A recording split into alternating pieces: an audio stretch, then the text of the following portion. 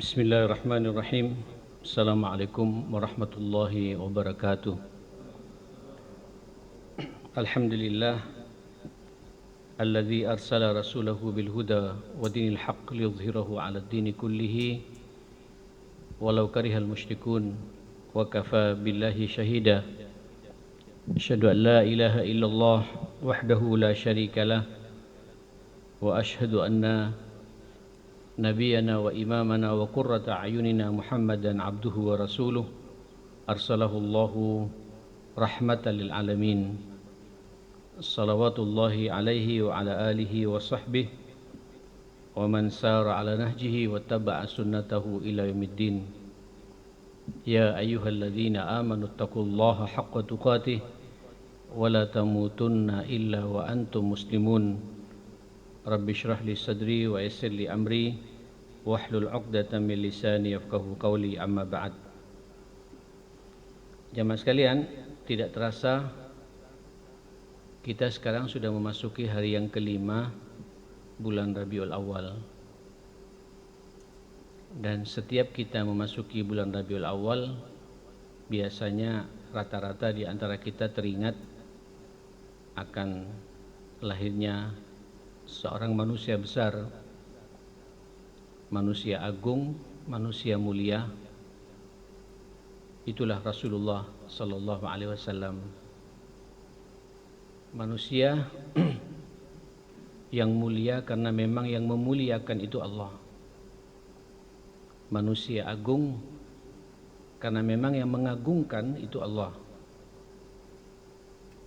Manusia yang tidak ada kemuliaannya sepanjang kehidupan umat manusia, dari mulai Adam alaihissalam sampai Nabi kita dan sampai manusia terakhir ini, kecuali hanya ada pada pribadi Rasulullah sallallahu alaihi wasallam. Inilah satu-satunya manusia yang sejarah kehidupannya dari mulai lahir sampai meninggal dunia detail. Kenapa dikatakan detail, sempurna? Karena memang diperkuat oleh ayat-ayat Allah yang ada dalam Al-Quran,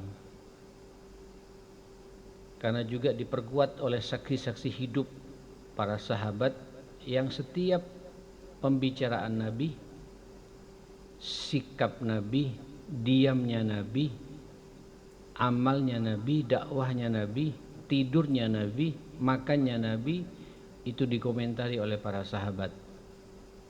Sehingga wajar kalau kemudian kehidupan beliau ini sepanjang kehidupan umat manusia sampai hari kiamat tidak akan bosan kita menelaah, mengkajinya, mempelajarinya. Sehingga sekarang bermunculan kitab-kitab yang terkait dengan pribadi Nabi yang kita kenal dengan As-Sirah An-Nabawiyah Ibnu Hisham. Kalau sirah yang biasa saya bahas adalah sirah yang mendapatkan pahala ijazah Nobel kalau sekarang ini, namanya Ar-Rahiq Al-Makhtum, yang ditulis oleh Safiur Rahman Mubarak Furi. Saya mengkaji ini jamaah sekalian 6 tahun berturut-turut belum selesai, Pak. Satu jilid kecil, setiap lembarannya itu ada nilai-nilai penting dalam kehidupan kita. Jamaah sekalian dimuliakan Allah Subhanahu wa taala, maka wajar kalau baginda yang mulia ini sampai Allah mentazkiyah dirinya. Sering kita dengar zakallahu lisanahu faqal, Allah mensucikan, membersihkan lisan Nabi ini. Jadi apa yang keluar dari mulut Nabi, dari lisannya Rasulullah, kecuali Allah mengatakan wa ma yantiqu anil hawa, apa yang diucapkan oleh Muhammad itu, Nabi kita ini bukan berangkat dari hawa nafsunya. Ini Allah Pak yang mengatakan. Bahkan wa zakkallahu syar'ahu wa khabarahu, syariat yang dia bawa, Islam ini diperkuat oleh Allah Subhanahu wa taala, in huwa illa wahyu yuha. Apapun yang keluar dari lisan Rasulullah itu semuanya wahyu yang diwahyukan. Dan kita tahu ada wahyu tertulis, ada wahyu yang tidak tertulis. Kalau wahyu tertulis itulah Al-Quran. Al-Quran Pak, ini sampai hari kiamat akan dijaga karena itu merupakan firman Allah, kata-kata Allah, ucapan Allah untuk kita semua. Inna nahnu nazzalna dzikra wa inna lahu lahafidun. Ada juga wahyu yang tidak tertulis, itu baru ditulis setelah Nabi SAW meninggal dunia di masa Sayyidina Utsman. Di masa Abu Bakar sudah mulai jamaah sekalian, cuma di masa Nabi melarang, takut ada campur baur dengan Al-Quran. Tapi setelah itu semua para sahabat menceritakan bagaimana kehidupan Rasulullah, maka berbentuklah hadis-hadis tabi itu. Maka keluarlah ulama-ulama hadis yang namanya Bukhari, Muslim, Abu Dawud, Nasai, Tirmidzi, Ibnu Majah, Musnad Imam Ahmad, Al-Mustadrak lil Hakim, kemudian Muwatta Malik dan lain sebagainya. Itu berhenti Pak persis pada abad ketiga itu. Ini menunjukkan betapa apa yang dibawa oleh Rasulullah ini memang syariat dari Allah Subhanahu wa taala. Wa zakkallahu basarahu faqal ma zagal basaru wa ma tagha. Allah juga mentazkiyah Pak pandangan mata Nabi ini, kedua mata Nabi ini. Sampai Allah mengatakan dalam Al-Qur'an ma zagal basaru wa ma tagha. Muhammad itu kedua matanya tidak akan melampaui batas. Ya, tidak akan ada pandangan mata yang nakal di situ. Ya. Wa ma tagha, dan tidak akan melampaui batas. Itu Rasulullah, Pak. Jadi pandangan mata Nabi pun dijaga oleh Allah Subhanahu wa taala.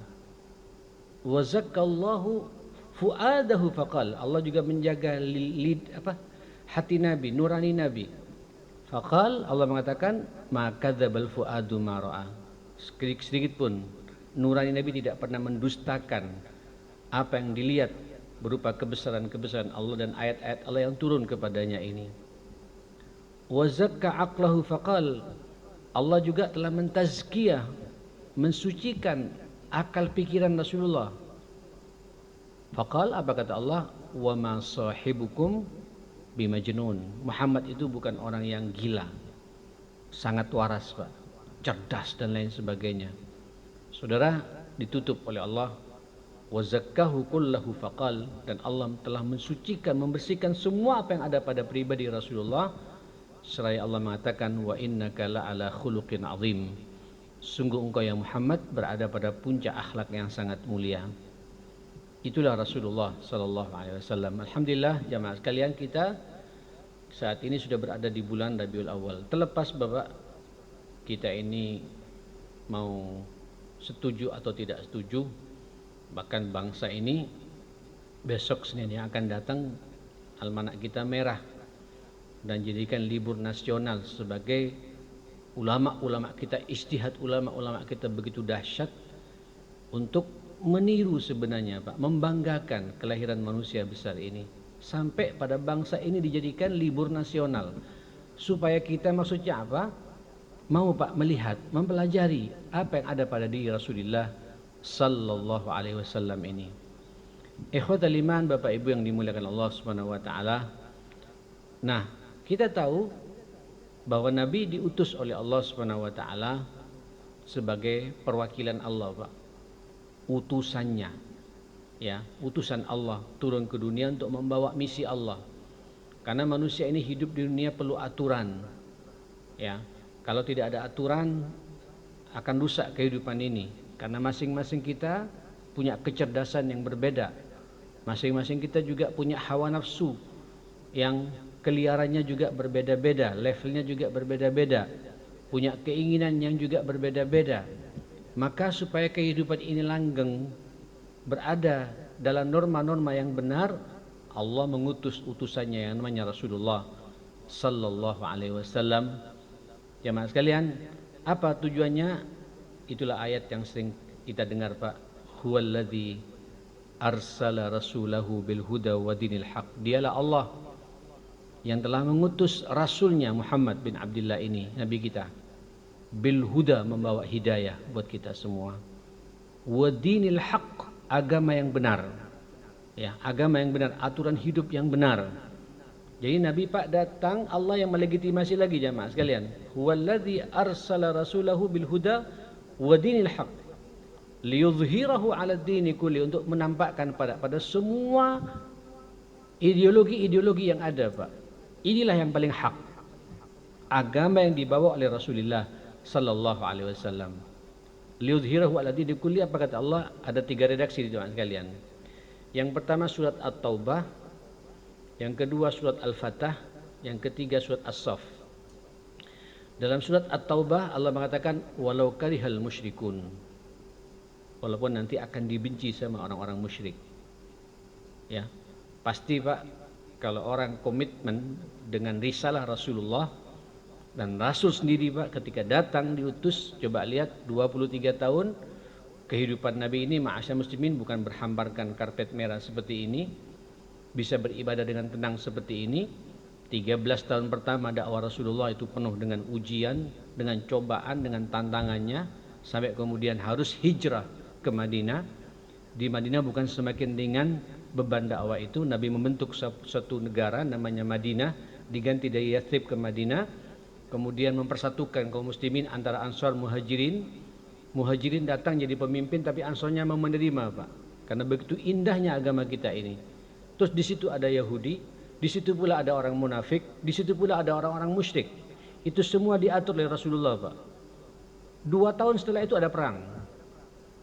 Jadi 2 tahun sampai meninggalnya Nabi, 10 tahun di Madinah ini, berarti 8 tahun di Madinah ada 68 kali perang. Bayangkan masyarakat muslimin. Dan yang dipimpin langsung Rasulullah menjadi panglima itu 12 kali perang. Saya tidak bisa bayangkan Pak, bagaimana kalau kemudian kita dikasih beban begitu masyarakat muslimin. Ya, kalau 68 kali perang jamaah sekalian, berarti tiap tahunnya itu berapa Pak? 8 tahun. 68 dibagi 8, ya antara 8 sampai 9 kali perang Pak setiap tahunnya. Ya, berarti tiap bulannya berapa masyarakat muslimin? 1,5 bulan atau 2 bulan sekali ada perang. Bayangkan. Tapi itu Pak, karena iman sudah masuk di kalangan para sahabat, itu konsekuensinya Pak, walau karihal musyrikun. Dakwah tauhid, mengajak umat kembali pada fitrahnya untuk menghamba kepada Allah, ajarannya tidak ada yang neko-neko, Masya Allah, dimusuhi Pak, pasti ada permusuhan. Oke, dalam surat Al-Fatah beda lagi. Huwallazi arsala rasulahu bil huda wa dinil haq liyudhhirahu 'ala dini kullihi, apa kata Allah? Wa kafa billahi syahida. Cukup Allah menjadi saksi. Apakah kita ini mengikuti langkah Rasulullah atau tidak? Sebab Islam ini ma'asyar muslimin, mohon maaf, sampai yang terlibat atau tidak terlibat, ini agamanya Allah Ta'ala. Sampai hari kiamat akan dijaga oleh Allah Subhanahu Wa Ta'ala. Kita terlibat Pak dengan dakwah ini atau tidak terlibat, tetap dakwah ini akan jalan.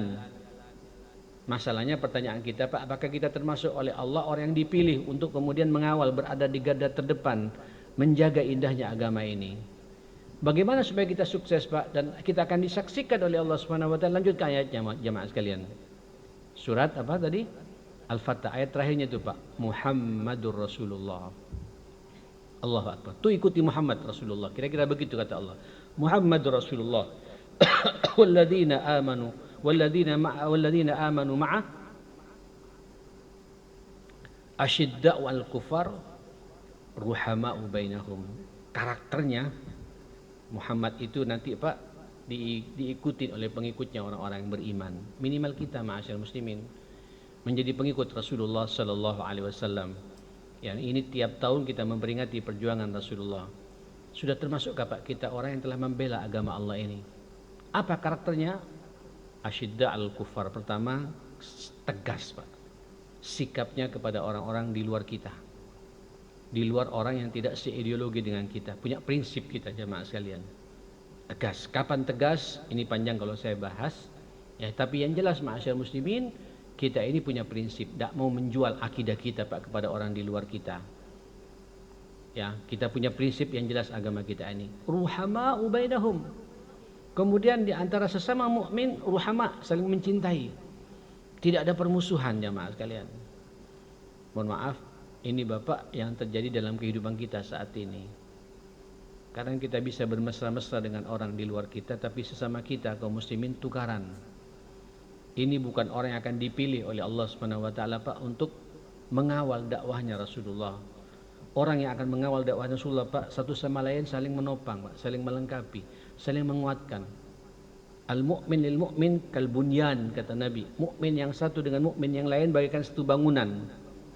yashuddu ba'duhum ba'dha, saling menguatkan satu sama lain, bukan saling saling tuduh menuduh. Ya mohon maaf, sampai Pak, saya harus bicara apa adanya ya, sampai kadang-kadang di kalangan ustadznya pun sekarang viral antar ustadz tukaran jamaah sekalian, dan masing-masing ingin mempertahankan pemahamannya. Saya mencoba untuk menelaah, merenung, ma'asyar muslimin, ada apa ini? Ujung-ujungnya Pak bukan masalah akidah, bukan karena masalah prinsip-prinsip agama. Selidik punya selidik, ujung-ujungnya ketika terjadi bantahan-bantahan sampai kafir mengkafirkan satu sama lain, urusannya urusan dunia, ma'asyar muslimin.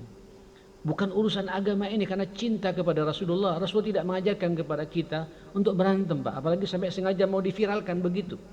Sengaja Pak, sengaja diviralkan. Tolong rekam saya dan ngomong begitu jamaah sekalian.